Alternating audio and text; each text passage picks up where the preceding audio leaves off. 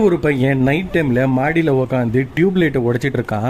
ஏன்னா அந்த உடைஞ்ச டியூப்லைட் எடுத்து மாஞ்ச செய்ய போறான். அப்போ இந்த பையனோட அம்மா இங்க வராங்க.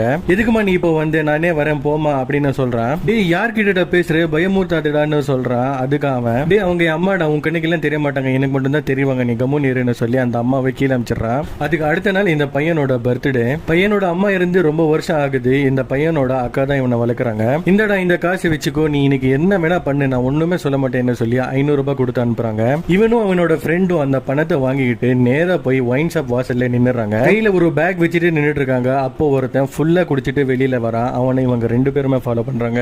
அவனை பார்த்ததும் ஏண்டா எங்க அக்கா கிட்ட காசு இல்லைன்னு சொன்னா நீ போக வேண்டியதானே, எதுக்கு வாடகை கொடுன்னு சொல்லி ஃபோர்ஸ் பண்ணேன்னு சொல்லி பொருள் எடுத்து சொருவிடுறான். இவனை போட்டது மட்டும் இல்லாம உன் கூட்டாளியும் வர சொல்றா அப்படின்னு சொல்லி அவனையும் வர வைக்கிறான். அந்த ஆளோட கூட்டாளிக்கு கால் பண்ணிட்டு எல்லா பணமும் வந்துச்சுரா, வாடகை பணம் எல்லாம் நீ வந்து உன் கமிஷனை வாங்கிட்டு போன்னு சொல்லி கூப்பிடுறான். இப்போவே வா, நான் காலையில வரேன்னு சொன்னா இல்லடா நான் காலையில யூபிக்கு போறேன் நீ வா அப்படின்னு சொல்லி போய் கூப்பிடுறான்.